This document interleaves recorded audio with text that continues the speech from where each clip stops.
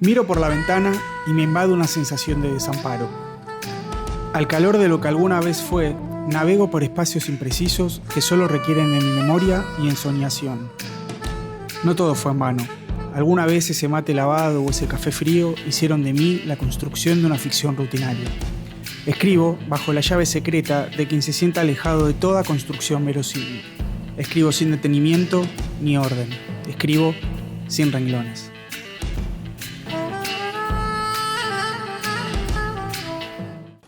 ¿Mate? No, gracias. Tuve que dejar, por eso digo que el café es mi única. La tomadora de café. Le damos la bienvenida a Sin Renglones, este ciclo de entrevistas a escritores. Hoy recibimos con mucha alegría a Laura Wittner. Muchas gracias, Laura, por venir. No, gracias por invitarme. Gracias. ¿Escribís sin renglones? Ante todo, quiero decirte que la palabra renglón me encanta, de toda la vida. Es una palabra que me encanta y no sé por qué. Viniendo para acá pensaba por qué y creo que hay algo en el sonido, ¿no? En esas dos Ns, en ese tropezón de la NGL, renglón, en que termine en aguda. Hay algo en el sonido y el ritmo de la palabra que me encanta, pero también, de hecho, durante muchos años fantaseé con tener una editorial que nunca tuve y pensaba ponerle renglón de nombre. Muy bueno. Pero también me parece que me arrastra como unos sentidos y una memoria de la infancia, de aprender a escribir, de la escuela primaria, ¿no? Viste que, no sé ahora no creo que sea así, pero cuando yo iba a la primaria te decían que escribieras algo, una composición se llamaba, o una redacción, lo medían en renglones, o sea, ¿cuántos renglones hay que escribir? Y no sé, debe ser que tengo un lindo recuerdo de la escuela primaria. Pero yendo a la pregunta, no sé, porque bueno, creo que escribo con renglones porque como escribo poesía, los renglones y los versos me parece que son medio primos, ¿no? Y después desde una perspectiva más metafórica, creo que sí y no, o sea, me gusta escribir me gusta que haya tener límites en lo que estoy haciendo y el renglón que es un límite arriba y un límite abajo, literalmente, pero más como metafóricamente, que haya como saber que estoy escribiendo dentro de algún formato, aunque no sea evidente para cualquiera que lo lea, pero yo saber que estoy yendo por un formato ya sea métrico, ya sea de acentuación interna, ya sea que tenga que ver con la rima. A mí me sirve escribir con ciertos límites, entonces si los renglones son ese límite, me sirve y me sirve también desobedecerlo 1000 veces, o sea que sí y no sería la respuesta, la no respuesta. Recién, o sea, mencionaste ya cuando respondés del sonido de la palabra, ya con renglones, a la hora de escribir un poema, ¿puede ser que eso sea un primer disparador muchas veces? Un montón de veces. Es la forma, o hay un impulso que es rítmico, o musical, o que trae un eco de algo que escuché, o que se sigue repitiendo en mi mente. Digo, esta repetición, esta cosa sonora recurrente, me sirve para decir algo que tal vez no sabía que quería decir, o que sabía que quería decir pero no encontraba la manera. Así que creo que casi siempre es lo que dispara los poemas, mucho más que un tema, por así decirlo. Claro, y después ¿cómo es ese proceso hasta que llega al poema terminado? No, eso no lo sé, no sabría reconstruirlo, es como una magia que me ocurre ahí, un revolcón de sonido y sentido. No sé, en general pruebo, hay algo como que me llama a la mano, que surge de esto que decíamos, y supongo que pruebo ya sea a mano, ya sea en la computadora, a ver si eso que me está queriendo, que no me está queriendo abandonar y que me está llamando, realmente sirve para escribir algo, y tiro una primera línea, un primer renglón, a ver qué pasa, o sea, sin plan previo. Y ese primer verso o ese primer grupo de palabras muchas veces inmediatamente desencadena las que siguen. Y otras veces no, y otras veces queda ahí y lo retomo tiempo después, y otras veces queda ahí y no lo retomo nunca. Pero a mí siempre lo que me cuesta, no sé, por ejemplo, cuando yo también, que me pasa lo mismo, quizás escribo una idea, una frase suelta. ¿Escribís poesía? Intento. Pero después algo que me pregunto, ¿y cuándo está listo? ¿Cuándo está terminado? ¿Cómo sé, o en tu caso en realidad, cómo sabes que está listo? Sí, supongo que no hay tampoco reglas muy claras, ¿no? Está terminado cuando... A mí lo que me pasa es que una vez que... Yo escribo poemas cortos en general, entonces con los poemas cortos en general es como un solo movimiento, es como que una vez que empiezo me desbarranco por ahí, en un momento llegué, no sé, si sigo con la imagen del desbarranque, llegué al piso, ya está, claro. Desde acá no... Hay como una sensación de terminé, no sé, era esto. Después muchas veces ese final lo saco, por ejemplo, o lo modifico, pero en ese primer intento hay como algo que me dice, más que terminé, ahora que lo pienso es una sensación de me doy por satisfecha, es un poco más humilde. En poemas más largos, no sé, a veces escribí poemas más largos que, a veces no sé si una vez quizás, o dos o tres, que están hechos de partes, de fragmentos. Y ahí supongo que habrá sido un poco distinto, pero no, la verdad es que no me acuerdo y me gusta ver cómo cada persona que escribe poesía decide que terminó un poema, ¿no? Como me gusta, no preguntándole, sino leyendo el poema, imaginar, claro. Bueno, decidió terminar. Sí, yo hago un poco ese camino, creo que similar, o quizás releo algo que escribí hace meses y digo, bueno, quizás cambiando esto cierro un poquito más, o me doy por satisfecho, creo que me gusta esa... Claro. Me gusta esa expresión un poco más que terminado, como un punto final de una historia que concluye.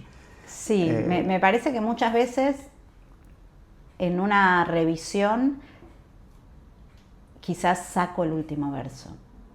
Casi nunca agrego. Ahí va. Como que hay cierta cosa que me parece que es como no me sale la palabra, pero como si fuera un esqueleto previo que el poema necesita y que después a veces retiro, y a veces ese último verso no me di cuenta y era parte de ese primer esqueleto que después no hace falta, y un tiempo después digo, esto puede no... Sí, puede no estar. Y si puede no estar, prefiero que no esté en general. Y al momento de cuando escribís, hablábamos de los límites, de los renglones, bueno, ¿qué es lo que más te interesa explorar del lenguaje, si se quiere? Creo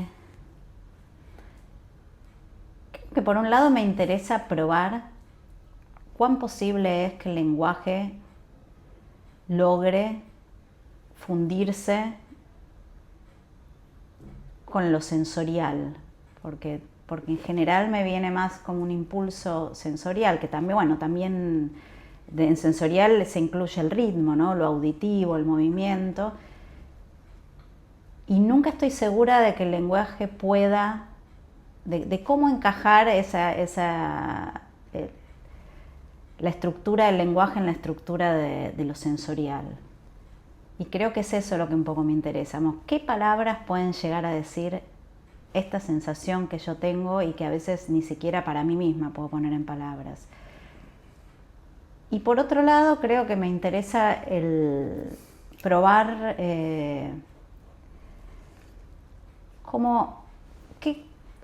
¿Cómo decir que todavía yo por lo menos no haya dicho o yo por lo menos no haya leído, ¿no? Como esa cosa un poquito nueva o corrida que puede hacer el lenguaje en la poesía o en la literatura en general, no solo en la poesía.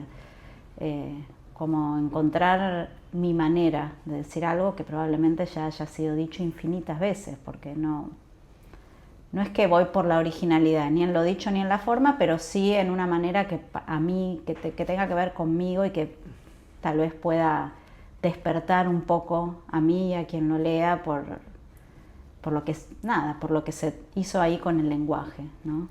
¿Y va cambiando mucho esa búsqueda a lo largo de los años? ¿O se Creo mantiene? Que no mucho. La verdad es que leo poemas de antes y pienso, la verdad es que siempre hago lo mismo, no soy esa gente que encuentra nuevas maneras, y incluso muchos poemas, no solo hago lo mismo, sino que antes me parece que a veces lo hacía mejor, pero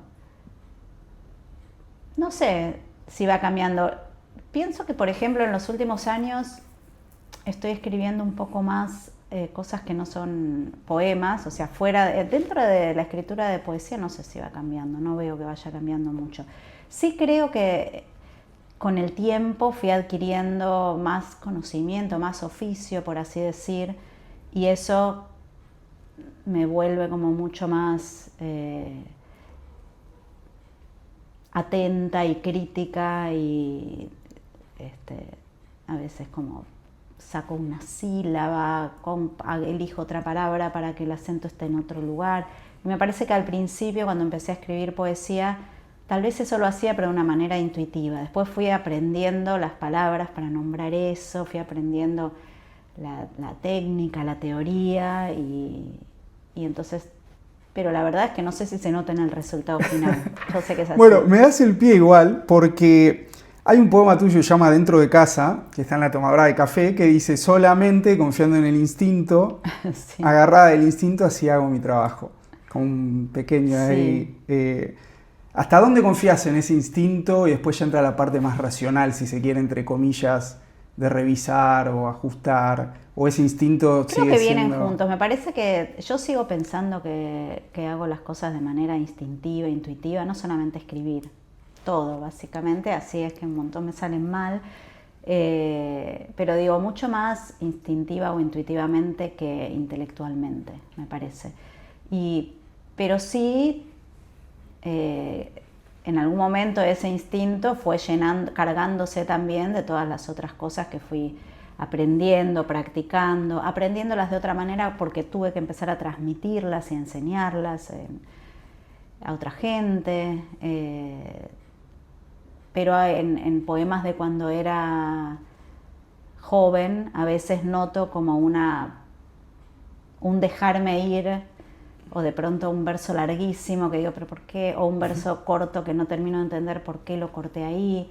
En su momento tal vez lo supe, porque siempre tuve como esa atención a lo sonoro, incluso desde que era más chiquita y escribía cuentos, siempre iba, o sea, el tironeo era siempre desde lo sonoro.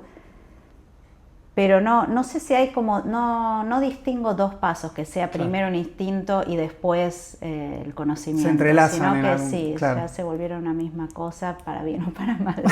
No, para bien. Sé. También fui notando a medida que iba leyendo tus poemas que a veces se hacía mucho presente una atmósfera o escenas o imágenes relacionadas con viajes, con movimiento. ¿Qué encontrás ahí? ¿Qué hay de ese estado de desplazamiento que vuelve una y otra vez?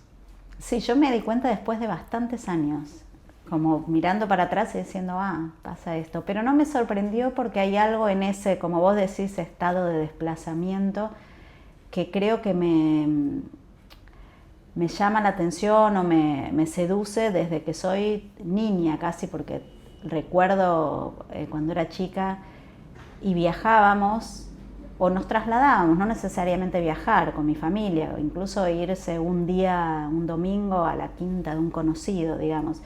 Y hay algo en ese cambio de lugar, en esa especie de corrimiento, de extrañeza, de estar viendo un lugar nuevo, con otra gente, a veces con otro idioma o incluso con otro... Porque de chica no iba a países donde se hablaba otro idioma, pero iba mucho a Córdoba, por ejemplo, y ya el tono, ¿no? El cantito, el mismo idioma dicho de otra manera, siempre me llamaba mucho la atención, hacía que todo era como un filtro, como que ese lenguaje un poquito corrido era un filtro para que todo lo viera diferente. Y siempre había algo que incluso de muy chica me acuerdo porque no escribía, o tal vez recién estaba aprendiendo a escribir, o no me ponía a escribir, y sin embargo tenía como un deseo de escribir lo que veía. Recuerdo particularmente, a veces íbamos de vacaciones de invierno a Mar del Plata porque mi tía tenía ahí un departamentito que se lo iba prestando a toda la familia, y me recuerdo en invierno en el puerto de Mar del Plata mirando un clásico, ¿no? Super cursi, además el impulso era los barcos oxidados, me sigue encantando, porque aparte de lo cursi no pienso correrme, pero los barcos en el puerto, algunos barcos abandonados, otros no, y la sensación casi en el cuerpo de decir, quiero hacer algo con esto. ¿no? Y creo que siempre ese estar en otro lugar, incluso el recorrido que te lleva hasta ese lugar, ¿no? Especialmente si el tiempo de viaje se condice con la distancia, como es el caso de ir en auto, ¿no? Porque el avión es rarísimo lo que ocurre, te toca todo, de golpe estás acá y de golpe estás Sí, tremendo. Pero me parece que hay algo de eso que evidentemente me da ganas de escribir. Entonces después, las veces que tengo la ocasión de viajar o incluso de cambiarme de barrio, muchas veces sale algún... Por encima está el lenguaje, la literatura no puede cumplir también como esa función de desplazamiento en uno, sí, en el lector o la lectora. Totalmente, sí, vos podés ponerte donde querés con el lenguaje o poner a otros donde querés o donde, bueno, tampoco una es una hechicera, ¿no? Pero hay algo de eso, sí, de esa manera en que podés leer, o sea, la clásica escena de salirte de lo que está alrededor tuyo porque estás leyendo, ¿no? Espero que siga ocurriendo en la actualidad, pero cuando yo era chica era como la mitad de mi vida, ¿no? Estar en una fiesta familiar con gente que habla, va y viene, y yo estar así metida en otro mundo. Cosa que muchas veces se me recriminaba, pero bueno. Pero bueno, decís pues también lo que uno lo rodea, y también noté que hay muchas escenas cotidianas o cosas que surgen de esas pequeñas cosas que a uno lo envuelven en la rutina o en lo cotidiano. ¿Qué encontrás en la experiencia cotidiana o diaria que vale la pena contar poéticamente? Un poco encuentro lo mismo. Muchas veces pienso, pero ¿por qué si me gustan tanto los viajes? También me parece tan estimulante para escribir o para observar. Si hiciera cine, supongo que haría eso también, ¿no? Lo cotidiano, No sé qué respuesta darme. Una vez me hice hacer una carta natal y medio me dijeron, sí, es totalmente, no me acuerdo lo que me dijeron, pero algo así como que esas dos cosas tenían que ver con mi... Mira. Bueno, ¿Qué te dijeron? ¿Sos de tal signo? Sí, claro.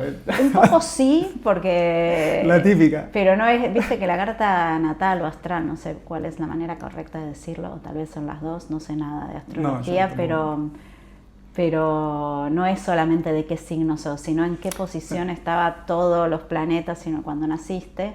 Y parece que hay una cosa de esa cosa de a dos puntas, ¿no? De tener como una cotidianeidad armada y al mismo tiempo el deseo permanente del extrañamiento y la distancia y el viaje, que yo esa parte la reconozco en mí desde muy chica. Incluso si mi papá viajaba por trabajo, a mí me parecía fascinante cuando volvía lo que me contaba, lo que traía, o sea, los objetos traídos desde un lugar que yo ni siquiera imaginaba, pensar que mi papá, que era algo tan familiar y cotidiano, ese cuerpo y esa mente habían estado en ese lugar tan desconocido para mí, siempre me fascinó. No sé, creo que básicamente me divierte el mundo, o sea, todo lo que incluye de base, ¿no?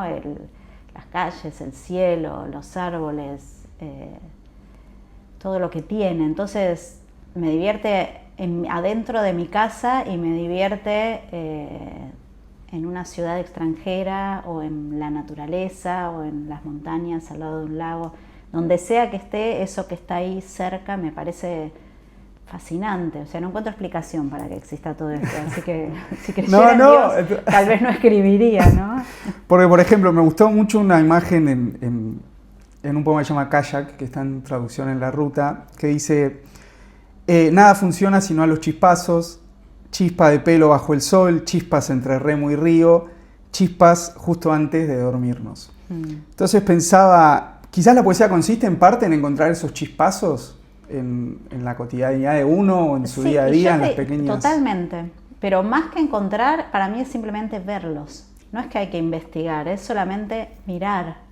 Está ahí para quien quiera verlo. Quiero decir, para ser justa, que nada funciona sino a los chispazos. Es un tuit que me robé de Twitter hace 1000 años. Ahí está, de alguien que se llama Carlos Aranda, a quien no conozco, pero nos seguimos en Twitter hace 15 años. Y hace muchos años puso... Me parece que él vive... él vive en algún lugar del sur argentino.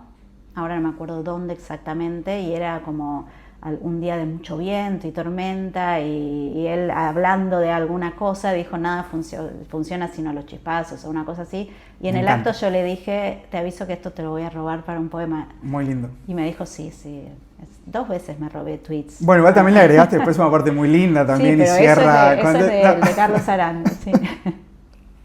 Pero entonces, vos decís es cuestión de verlo, no tanto de encontrarlo como si uno fuera para Indiana mí no Jones. Exacto, no.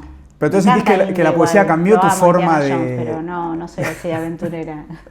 Pero que cambió la manera en que mirás. No, para mí es al revés. Yo miré siempre así, por eso escribo poesía. Para mí, no sé, si tengo que...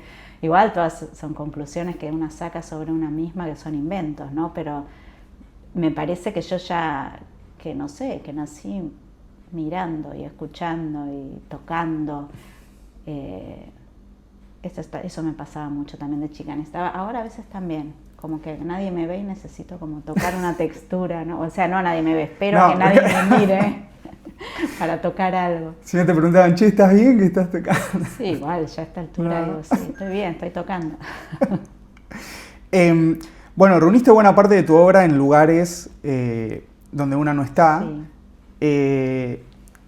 Y mencionaste hace un ratito cuando volvés a leer trabajos que escribiste hace muchos años. ¿Qué se descubre sobre tu propia escritura, tu propia obra cuando la ves así reunida, en vez de quizás libro por libro? Y bueno, algunos temas comunes como esto de los viajes que salen todo el tiempo. Algunas chispas de temor, ¿no? Me parece que el miedo va por debajo de todo eso, pero ahora a veces... No es que yo ahora vuelva a leer, pero bueno, lo tuve que leer en esa ocasión, que fue en 2016, cuando salió el libro y reuní todos los poemas para pasárselo a Vanina de Gog y Magog.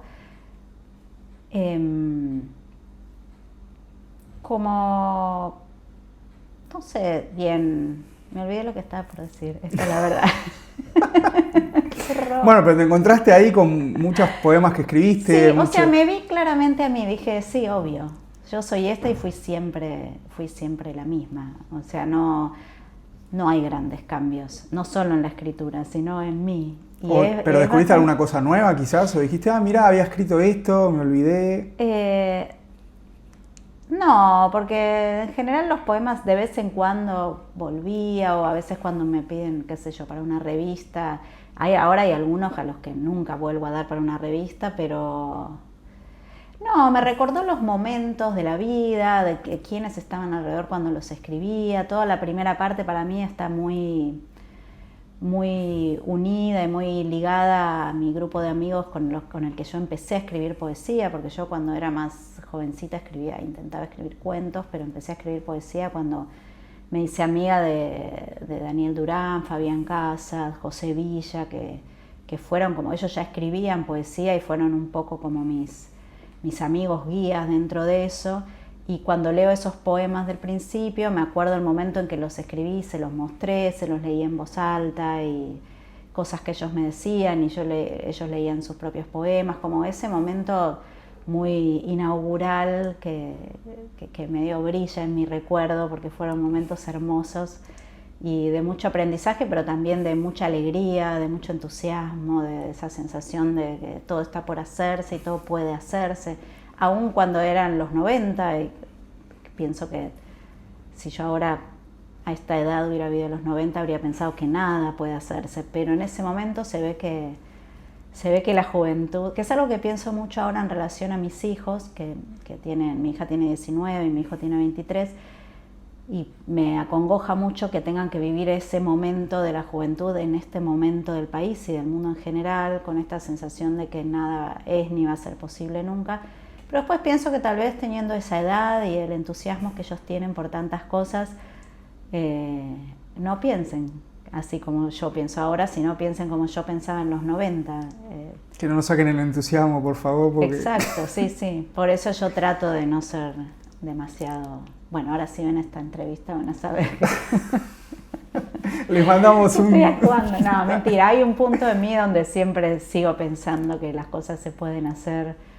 ¿Qué es eso, no? Lo que vos me preguntabas, como qué ves a lo largo de... que un poco siempre fui esa, como un poco pesimista recubierta de pesimismo, pero con un núcleo optimista, me parece que sería la definición. ¿Y Diario de Menopausia, qué te llevó a escribirlo? Tan asociado a ese momento tan íntimo. A escribirlo me llevó, en verdad, en principio, la propuesta de la editorial Bosque Energético, que es una editorial que solo publica libros, o sea, se dedica libros, que solo publica diarios y diarios temáticos, ¿no? Diarios que discurren alrededor de un tema. Discurren alrededor, se dice, ¿no? No sé sigue, no pasa nada. La primera vez en mi vida que digo el verbo discurrir. Me encanta la editorial, me encantan los editores que son Eugenia Pérez Tomás y Andrés Gallina. Me encanta cómo trabajan y me encantan ellos como personas y el catálogo que fueron armando. Entonces, cuando me propusieron mostrarles algo, yo no tenía algo para mostrarles, porque, digamos, pero al mismo tiempo yo siempre escribí diario, siempre no, de los 19 años. Llevo bien que mal un diario, que a veces es un cuaderno de notas, o a veces es pegaba una cosa, no sé. Pero es un diario, un montón de diarios, porque a esta altura es un montón de cuadernos.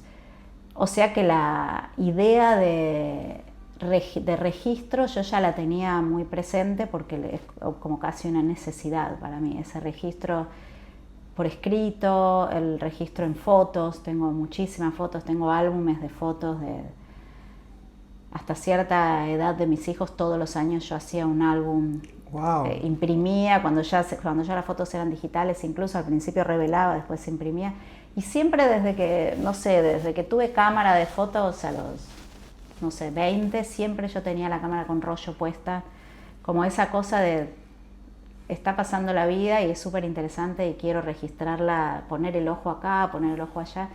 Entonces, cuando me propusieron esto, a mí me pareció interesante intentarlo, pero no sabía bien sobre cuál podía ser el tema. Estuve muchos meses pensando cuál podía ser el tema y después me di cuenta que mi tema en ese momento era esto, la menopausia y todo lo que eso me estaba implicando en cuanto a desconcierto, malestares, novedad, muchísimo malestar, diría. Y no sé, lo hablé con ellos, les dije, no sé, ¿les parece cualquiera? O puede, no, porque también es como... Y ellos me dijeron, no, está muy nos bien, encanta. Yo igual hasta cierto punto no estaba segura si lo iba a dar para publicar. Si quería. Pero probé, digamos, a mí me divierte, probar cosas nuevas me divierte muchísimo, los cambios me divierten mucho. Justo el cambio de la menopausia, divertido no fue, pero en tanto cambio me da curiosidad y me interesa. Y entonces empecé a escribir pero la verdad es que también por lo que me entusiasmaba era porque como prueba de escritura, como qué me puede salir si yo desde mi manera de escribir, que es en general escribir poesía, intento escribir algo que tenga que ver con mi manera de escribir, que no sea poesía y que tenga el formato de diario, que es algo que ya vengo escribiendo desde hace, no quiero contar cuántos años. Me parecía como, bueno, a ver qué se puede hacer, cuál es la forma, cuál es la voz, de qué manera a mí me va a divertir hacerlo. Y me puse, estos renglones en principio, que fue registrar de mayo a mayo, porque era mayo en el momento en que hablé con los chicos y les dije, probemos un año, tipo tiempo real, a ver qué pasa. Y eso ya me divirtió, decir, cada mes voy a escribir un par de entradas, entonces ya estar atenta, ¿no?, durante el día, como que algo de esto podría llegar a servir o no. ¿Pero fue medio seguir un método o te salió natural la parte de ir registrando? No, me salió natural. Hubo un año, no me acuerdo si 2023 o 2024, yo escribí columnas para La Agenda, que es una publicación online, y escribía una por mes, pero yo me había puesto también como cierto tema, que es como mi tema de los últimos años o de toda la vida, no sé, qué es el sonido. Y entonces, como, viste, sabés que tenés que escribir algo fijo una vez por mes, todo el tiempo vas mirando y pensando, esto va, esto entra, ¿no? ¿Qué puede entrar? Que es una manera también divertida de vivir. porque estás en el colectivo y de golpe ves, o sea, en cualquier lugar tenés la mente más o menos puesta en eso. Y para escribir este diario fue un poco así, y tenía el documento ahí abierto y lo miraba y a veces escribía algo, a veces no, retrocedía. Al segundo o tercer mes empecé a encontrarle un ritmo, una manera como de ponerle algunos estribillitos, ¿no? Como los días en que iba a nadar, que son martes y jueves, entonces había ese estribillo, después otro que salió por una entrevista a Patti Smith que escuché en un podcast donde ella contaba que cuando ella se fue a vivir a Nueva York, su mamá le regaló un cuadernito para que escribiera sus días, tipo registrara tipo diario, pero que era muy chiquito el cuaderno y ella hacía un montón de cosas, entonces como no le alcanzaba, anotaba la estructura de cada día, y me encantó esa expresión de la estructura del día. Entonces de vez en cuando le empecé a escribir, conté esto primero y después de vez en cuando ponía estructura de un día y varios renglones, varios versitos con lo que, cómo se había estructurado ese día, ¿no? Que era como, me interesaba también verlo a mí desde la noche, incluso visualmente, qué clase de día había sido ese y cómo podía comprimirse en 5 líneas, por ejemplo. Hasta título de poema podría ser estructura de un día. Claro, sí, eran tipo poemitas, bueno, no eran poemitas, pero visualmente parecen porque son...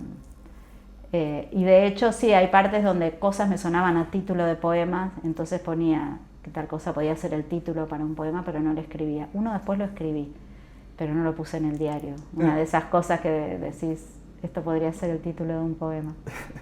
Y otra cosa que me interesa mucho, sos traductora. Me interesa muchísimo ese mundillo, digámosle. ¿Qué te enseñó la traducción sobre la escritura? No soy traductora recibida con título de nada. Bueno, pero de oficio. Sí, de oficio sí.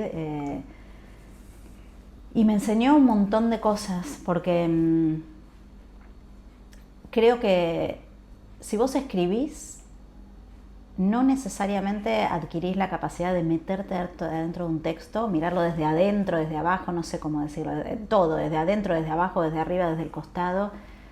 Puede ser que sí, puede ser que te pongas a hacerlo porque te gusta o porque converses con colegas y hables de determinados textos, pero puede ser que no. Si traducís, eso lo tenés que hacer obligatoriamente. Para poder traer un texto de otro idioma, un texto literario al menos, pero casi te diría que cualquier texto, hasta uno técnico, pero sobre todo uno literario, de otro idioma, de otra cultura, en muchos casos de otra época, a algo que vos escribís con tus propias manos, que va a salir de tus dedos moviendo el teclado, más allá de que el original lo haya escrito otra persona. Para poder hacer eso de una manera más o menos efectiva, necesitas desarmar el texto, entender el mecanismo por el cual la autora o el autor puso esas piezas juntas, unió esas piezas, por qué eligió esas palabras. Ahora me pasé de las piezas a las palabras. Si seguimos con el mecanismo, por qué eligió esas piezas y no otras, cómo enroscó, cómo desenroscó, cómo martilló, o sea, cómo se hace esto para poder, no sé si reproducir el mecanismo en castellano, pero reproducir la intención de ese mecanismo en castellano o en el idioma al que vos traduzcas. Y eso me parece que si además escribís tus propios textos, es como un aprendizaje invaluable, es ideal tener que hacer eso. Porque, digo también porque mencionabas esto de otra persona y en Se vive y se traduce, en un momento está esto de traducir es adivinar al otro, y también que es meterse dentro de alguien, hacerle un lugar también para que se meta dentro nuestro. ¿Qué tiene que pasar para que sientas realmente que lograste entrar en la voz de otra persona, de otro autor o autora? Y en principio tiene que pasar tiempo, tienen que pasar muchas páginas. Al principio, las primeras páginas, cuando es una novela, por ejemplo, es como una sensación de no está funcionando. Esta es mi voz y esta es la de esta persona y no están fusionándose. Por eso yo muchas veces ahora ya no traduzco libros largos, novelas, traduzco más poesía o libros álbum, libros infantiles, pero cuando traducía novelas, muchas veces no traducía al principio las primeras páginas. O si había, por ejemplo, estaba dividido en capítulos, empezaba por el segundo. Para el primero, traducirlo al final, como cuando yo ya estaba fundida, o por lo menos percibía que estaba más fundida. Mirá, con esa voz del original. Claro, uno intuiría como si fuera una traducción lineal, ¿viste? Como que empezás capítulo 1, no, leerlo sí, no, sí, pero a veces hacía eso. Y si no lo hacía, cuando terminaba, volvía al principio y casi siempre retraducía las primeras páginas porque ya me parecía que no, que estaba como una cosa muy fría, muy separada. Creo que es un poco eso, es mucho también de intuición, mucho de oído, mucho de práctica, pero sobre todo abrirse a ese texto, ¿no? A entender qué es ese texto, qué es lo que se quiso hacer, para tratar eso de replicar, sobre todo la intención. En la poesía eso es muy fundamental, porque muchas veces replicar el mecanismo es imposible. Muy difícil. Entonces me parece que por lo menos replicar la intención, ¿no? Como qué hay en este poema, más allá de lo que esté diciendo. Un aire de alegría, un aire de melancolía, hay nostalgia, hay las dos cosas, prima el humor o el humor no existe, ¿no? ¿Cómo suena? Hay música, por más que la métrica no sea regular, por más que no haya rima. ¿Hay música o a esta autora, a este autor realmente no le importó? O por el contrario, escribió versos cortados en cualquier lado, larguísimos, para hacer una cuestión de que la lírica no le interesa, por ejemplo. Y todo eso me parece como necesario entenderlo para lograr que se junten las dos voces. Me imagino, sí, hasta me imaginaría horas con una palabra, no sé. Es horas con una palabra. Es una locura. Es horas con una palabra. En los talleres de traducción es muy divertido porque pasa eso, ¿no? Sobre todo si en los talleres que son con un mismo grupo que continúa, entonces tal vez se propone un poema que todas y todos tienen que traducir para la vez siguiente. Bueno, en Sevilla se traduce con taza. Claro, ahí hacíamos eso. Yo no tengo más ese grupo, doy un taller una vez por mes que no lo organizo yo, es de otro lado, y hay un grupo de unas mujeres espectaculares que casi ninguna de ellas trabaja como traductora, por lo cual más me sorprende cómo traducen poesía, y nos juntamos virtualmente una vez por mes y realmente leemos las versiones de todas, pero a veces no llegamos a leer las versiones de todas porque estamos, como vos decís, una hora con una palabra. Es así. Tremendo. No sé qué actividad mejor puede haber, ¿no? Estar una hora. ¿Pero es más difícil traducir un poema que una novela? No sé, no sé, la verdad. A mí me encanta traducir poesía, entonces me parece que a cada cual lo que le gusta le resulta más fácil. A mí las cosas de muy largo aliento me liquidan físicamente, tener que estar sentada en la computadora, claro, ver que falta tanto para terminar.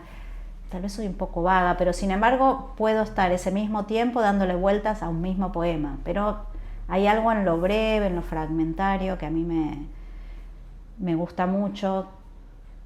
No sé si es más difícil. En general se dice que sí. Supongo que... Lo que pasa es que cuando yo traducía novelas o cuentos, lo hacía con el mismo sistema, ¿no? Con el mismo sistema de escuchar y de intentar que la música de cada línea tuviera que ver con la música de cada línea, o que si había un diálogo que tenía un registro particular, el castellano o la traducción tenga ese mismo registro, ya sea juguetón, ya sea melancólico, ya sea una jerga cotidiana, lo cual es difícil muchas veces, porque aparte la jerga cotidiana del inglés, ¿en qué época? ¿Y en qué época del castellano? ¿Lo estamos trayendo a nosotros ahora? Claro. O bueno...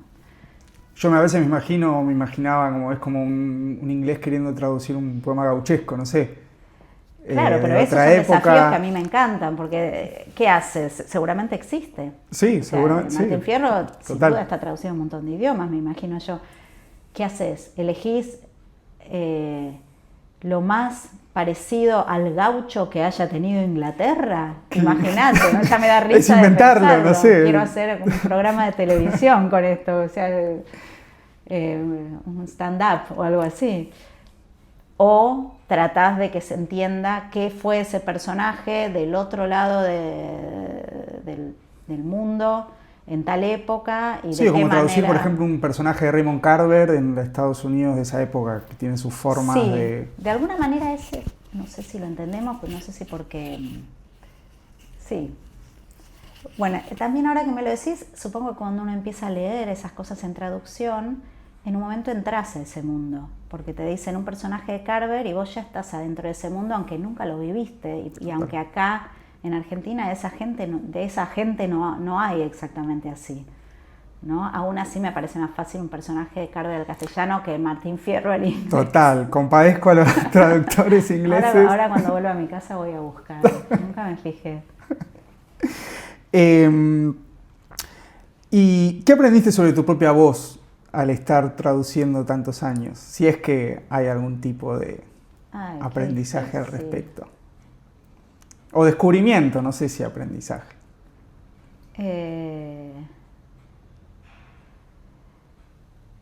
No sé, supongo que un descubrimiento es que tengo cierta ductilidad para cambiar de voz cuando es necesario, como cuando escribo, cuando traduzco. Cuando escribo, no sé si lo hago, pero cuando traduzco, pienso, tal vez a quien lea mis traducciones me contradice, pero que me es fácil resignar lo que yo conozco como mi propia voz a favor de la voz que haya que adoptar en ese momento. Que me parece que tiene que ver con cierta manera también que tengo de conversar o incluso de discutir o hasta de pelear, porque no hay algo en ese encuentro con los argumentos de otra persona que a mí siempre me resulta interesante, que aunque esté discutiendo, muchas veces me convencen de lo otro. Entonces... Puede pasar. Me pasa muy a menudo y no siempre lo reconozco, pero me lo puedo quedar pensando. Y ahora se me está ocurriendo ahora que en la traducción hay un poco algo de eso, ¿no? De ceder y de que tal vez mi voz tiene esa capacidad de ceder. Pero tal vez nada que ver, y si alguien que lee mis poemas, lee mis traducciones, dice, sí, es Laura, ¿Cómo no darme cuenta? Traduce como escribe. ¿Y se vive y se traduce? ¿Cómo surgió esta suerte de apostillas o fragmentos, no sé, o anotaciones? Eso surgió un poco... Desde que yo empecé a traducir para editoriales, que fue en el 97, 98, de vez en cuando yo tomaba alguna nota paralela a esa traducción, pero no sobre la traducción, sino sobre la circunstancia que rodeaba esa traducción.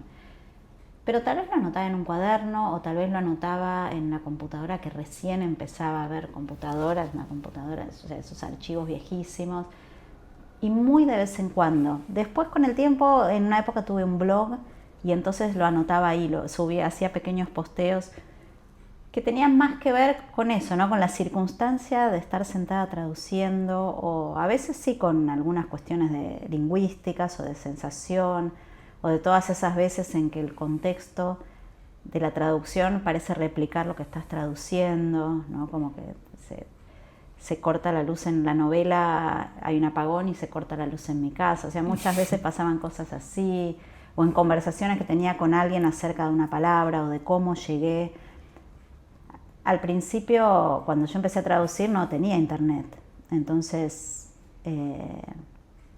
O sea, tenía capaz al principio traducía a máquina, pero rápidamente tuve una computadora donde usaba un programa que se llamaba WordPerfect, que era de lo que después fue el Word, pero no había internet, no había googleo. Entonces las maneras en que había que llegar a todo eso que ahora se googlea, que por supuesto era mucho menos, porque una confiaba muchísimo más en lo que creía entender, lo que creía saber, lo que creía recordar. Ahora yo no confío en nada. Directamente, ya digo, este verbo en castellano existe, discurrir, sí existe, o sea... Me lo confirman, claro, lo buscas ahí. Pero en esa época traducía mucho más rápido, porque no había esas interrupciones y esa duda constante, pero yo me iba anotando en un cuadernito como averiguar esto, y después pensaba, a ver, ¿a quién le puedo preguntar? Por ejemplo...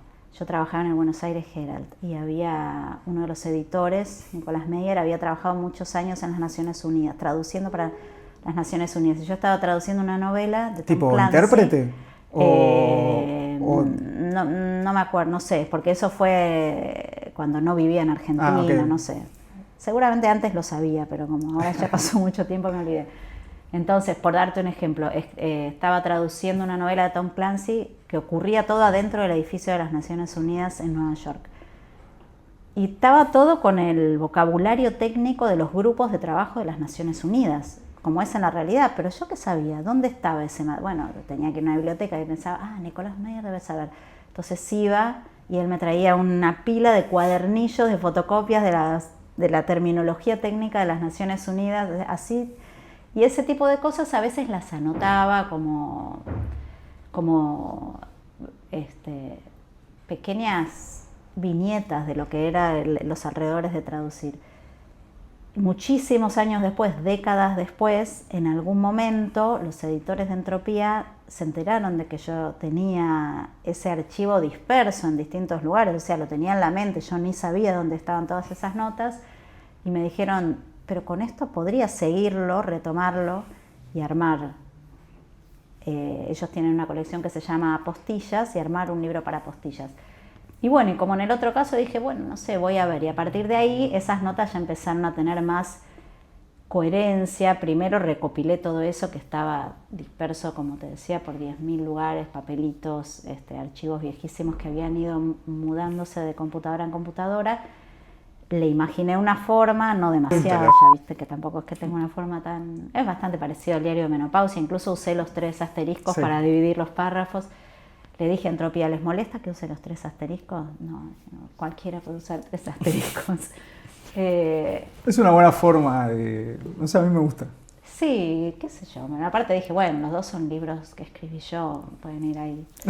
Y estuvo bueno porque la segunda mitad ya la escribí pensando en esto, pero de todas maneras no es que me lo puse a escribir, como tal vez fue el caso con Diario de Menopausia, sino que dejé pasar el tiempo y cuando se me ocurría algo, yo traducía, en esa época todavía mi tarea de todo el día era sentarme a traducir y dar talleres de traducción. Entonces cuando se me ocurría algo que me parecía que podía ir para el libro, lo anotaba y así pasó el tiempo hasta que en algún momento también dije, me doy por satisfecha. Y lo trabajamos también en los 2 casos, tanto con Entropía como con Bosque Energético. Hicimos un muy lindo trabajo de lectura y edición junto con los editores. Sí, disfruté mucho sus lecturas. Y otra faceta que me gusta es la escritura para chicos, de libros.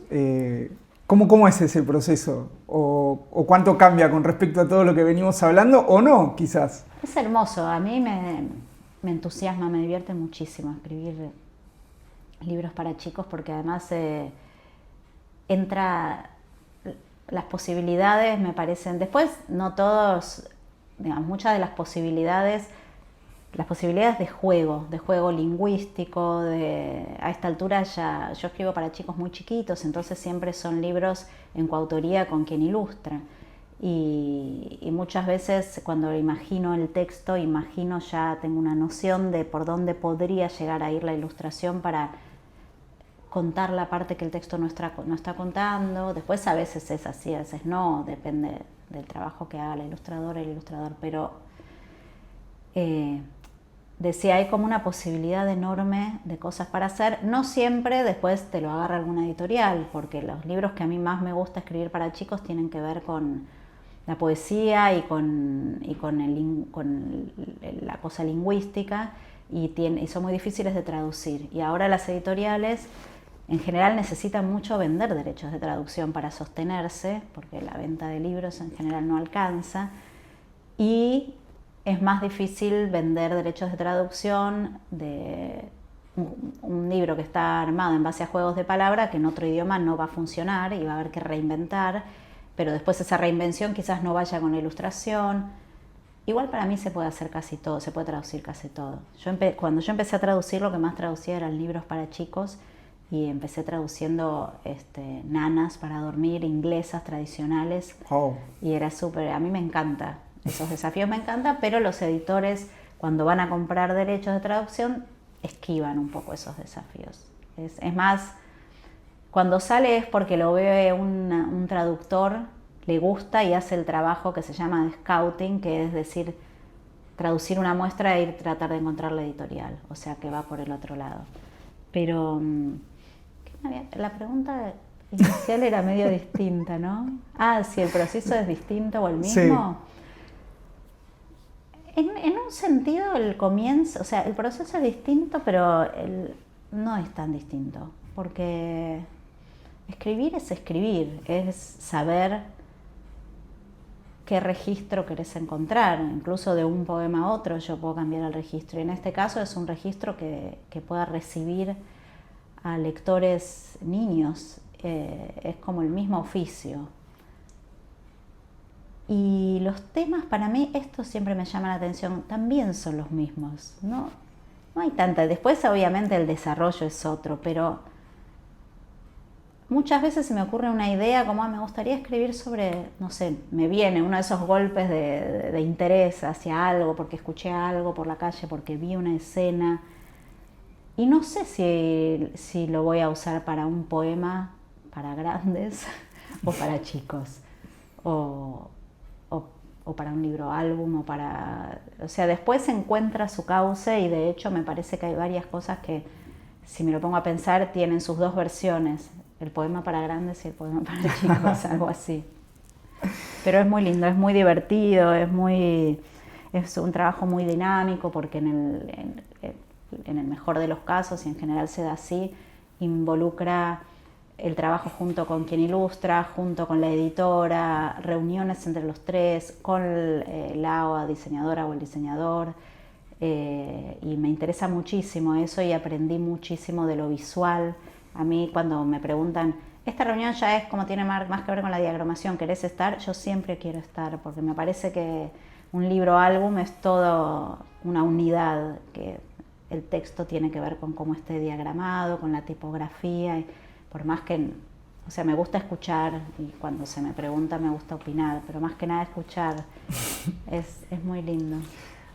Estamos en una época que hay muchos estímulos, mucha pantalla, hay mucho por ese lado. ¿Qué pensás que tiene la literatura que ofrece, que es irreemplazable? La literatura lo ofrece todo. No hay manera de decir algo malo. Sobre todo el silencio, que es una búsqueda permanente que tengo y que las pantallas no te dan. Bueno, sí puedes silenciar, pero no es lo mismo. Qué sé yo, si vas a silenciar. El silencio, la quietud, el estar con una misma o con uno mismo, ¿no? Eso para mí es como es un anhelo que siempre tengo, y que en los últimos tiempos a veces me parecería una obviedad, pero no es fácil, ¿no? Hay como un tironeo desde el afuera de venía esto, venía lo otro, mirá, participá, escuchá, silenciá, desilenciá, hablá, y hay algo de ese estar con uno mismo o misma, no sé, que a mí me parece fundamental para existir directamente, y la literatura me parece que favorece mucho eso.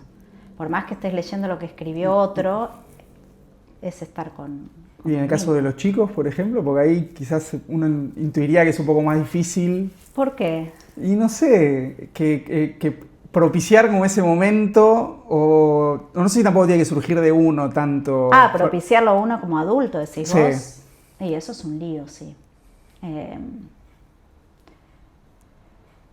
No sé, me parece que hay un montón de gente que se dedica a la promoción de la lectura, o más que la promoción, a mí no me gusta tanto el término promoción de la lectura, sino la gente que trabaja de mediadores de lectura, y hacen unos trabajos hermosos. Y cuando vos ves cómo se acercan a un público infantil, la gente que tiene formación y capacidad para hacer eso, es en un segundo que los chicos están ahí adentro. O sea, hay algo que para mí, bueno, tal vez soy un poco ingenua, pero me parece que si sos chico, por más que vivas con una pantalla en la mano, si alguien que más o menos aprendió cómo hacerlo o encontró la manera de hacerlo y tiene ganas de hacerlo, te invita a leer un libro o a leer un cuento, o te lee un cuento, que eso me parece fundamental, leer en voz alta a los chicos, o a cualquiera. Es hermoso leer en voz alta o que te lean. Por ejemplo, en reflexiones, que hay lugares donde uno no está, hay como un apartadito de reflexiones, y hay uno que se llama sobre ser niño y que te lean, y sobre leerle a un niño. Sí. Y decís esto como que una palabra leída de un chico permanece iluminada y modificando todas las palabras que vienen después. Me gustaba como esa... Sí, a mí me parece, a mí me leyeron bastante de chica, cuando todavía no sabía leer, y me estimularon bastante a leer una vez que aprendí a leer. Y fue como... Igual yo tengo una hermana y un hermano, y ellos no se dedicaron a la literatura ni leen tanto como yo, y fuimos criados en la misma familia. Hay una parte que supongo que uno trae, y no todos los hermanos, aunque estén en la misma familia, bueno, como sea, hay algo de esa cosa de que te lean y escuchar en la primera infancia, y sobre todo si te lee gente querida, ¿no? Tus abuelos, tus maestras, tu mamá, tu papá, tus hermanos mayores en general. Yo no tuve porque soy la mayor, pero les leía a mis otros hermanos. Que deja, me parece, algo, o sea, me parece que si alguien que vos tenés al lado, vos estás con el celular y te dicen, te quiero leer una cosa, no sé, ya me parece un gesto conmovedor. Entiendo que si la cosa es aburridísima, decís, no, pará que me faltan 10 videitos para mirar y después te escucho. Pero, y me parece ahora que te lo digo, lo contrario de esto, que es algo que me saca de quicio, que es estar leyendo y que me digan, mira este videito. O sea, me sube un fuego interno, y parte como los que lo hacen son mis hijos, claro. No les quiero decir, no me hinches, igual les redigo, pero a veces, como los veo riéndose, es tan lindo ver que tu hijo se ríe, que decís, pues está bien, mostramos. Vamos a reírnos. Claro, pero la verdad es que yo estaba haciendo otra cosa. Pero en cambio, no sé, me parece que hay algo de conmovedor en que otra persona quiera leerte en voz alta, no lo que escribió, porque esa parte ya tiene una parte de egolatría, sino de otra, como decir, mira, leí esto y me gustaría compartirlo con vos. No sé, yo tengo la ilusión de que eso siga siendo infalible. Así que yo sigo pensando eso que escribía. Ese texto lo había escrito para una charla que me habían invitado a dar en la Feria del Libro. Eso, ¿no? Como, sí, leerles a los chicos, que es leer con los chicos, porque exacto. Es hermoso. O sea, si puede despertar preguntas o sí, pero, y conversación. Pero no, y además si elegís algo que te gusta, yo leyendo con mis hijos descubrí, por un lado releí cosas que yo había leído cuando era chica, que es una emoción particular, pero por otro descubrí un montón de autores y autoras a quienes yo no conocía y me parecen espectaculares, como, bueno, Roald Dahl yo nunca lo había leído antes de leerlo con mis hijos.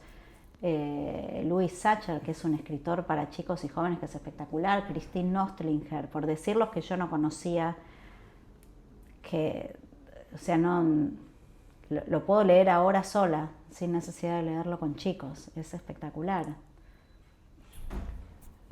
Luchito, ¿tenés alguna...? Una chiquita. A ver si está la sección de Luchito que viene y hace su pregunta. Te va a aparecer en cámara sí o sí. Ahí va. No, pero justamente está ligado a esto que él preguntó respecto a lo de los estímulos, los nenes de ahora, los niños. Me interesa más en la cuestión del proceso creativo para la escritura de los niños. Si ha cambiado algo de estos nuevos niños digamos, de esta nueva década a la anterior, ¿no? Más allá de lo de las pantallas y todo, sino a nivel generacional, si has tenido que cambiar.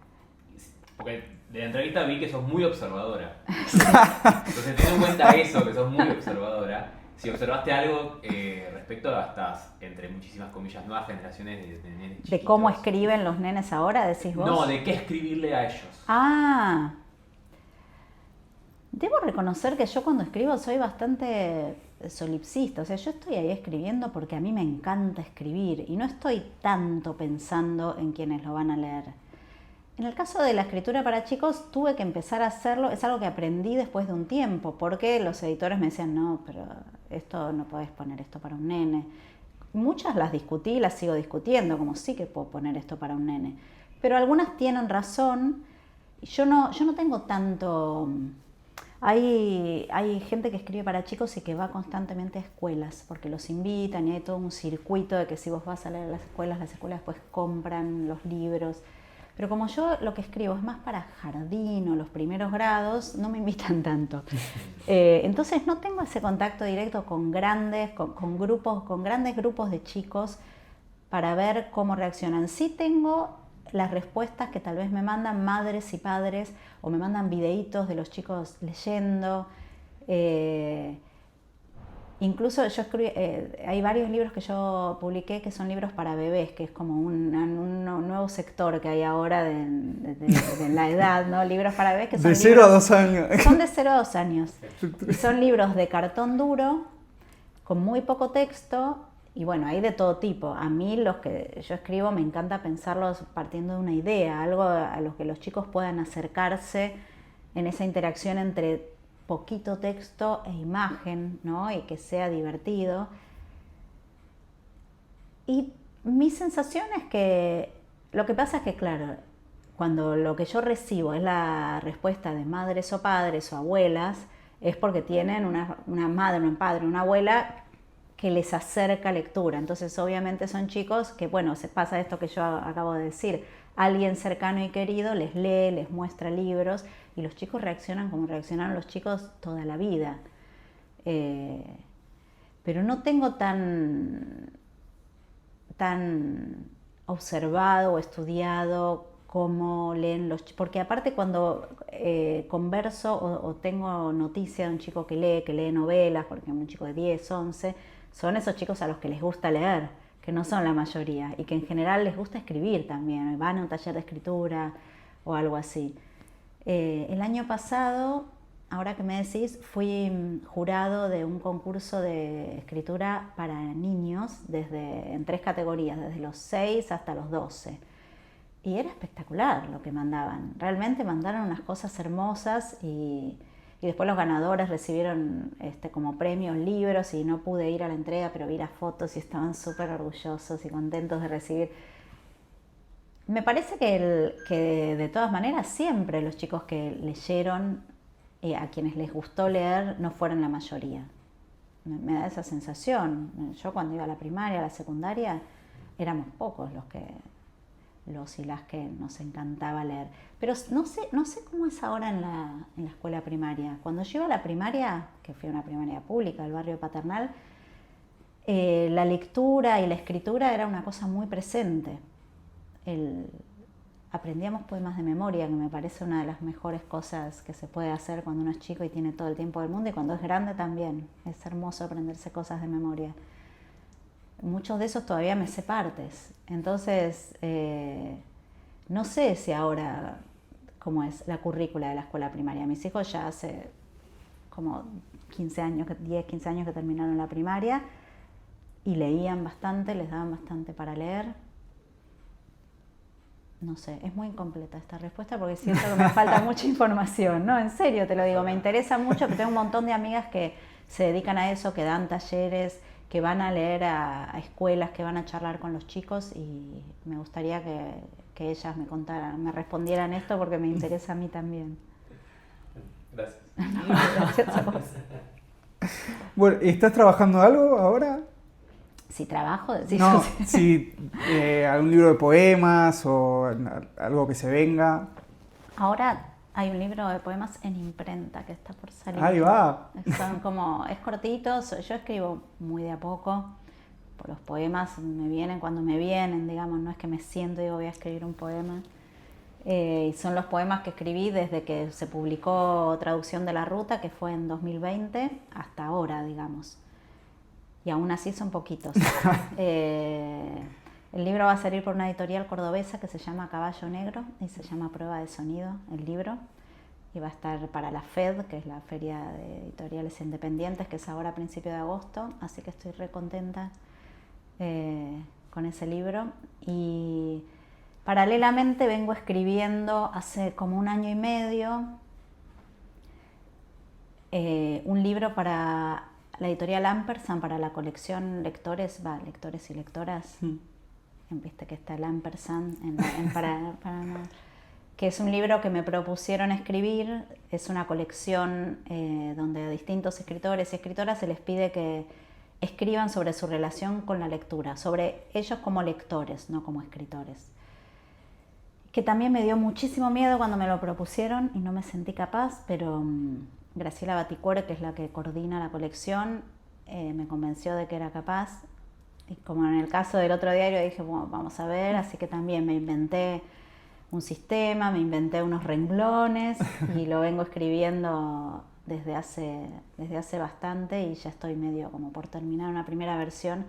Así que en los últimos tiempos vengo trabajando mucho en eso que me tiene muy contenta. Bueno, vamos a estar atentos para tener esos. Sí, supongo que ejemplares. falta porque debe faltar bastante para que salga porque todavía ni siquiera... Bueno, pero el de la FED ahora ya en cualquier momento. Ese ya está por salir y también está en imprenta un libro para bebés que hicimos con una ilustradora amiga que se llama Jimena García y que me encanta cómo quedó, que también saldrá prontito.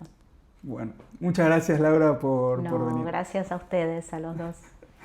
Y a los que están del otro lado, acuérdense de suscribirse al canal de Tercer Round para apoyar este proyecto y otras cosas que vamos haciendo y nos vemos la próxima.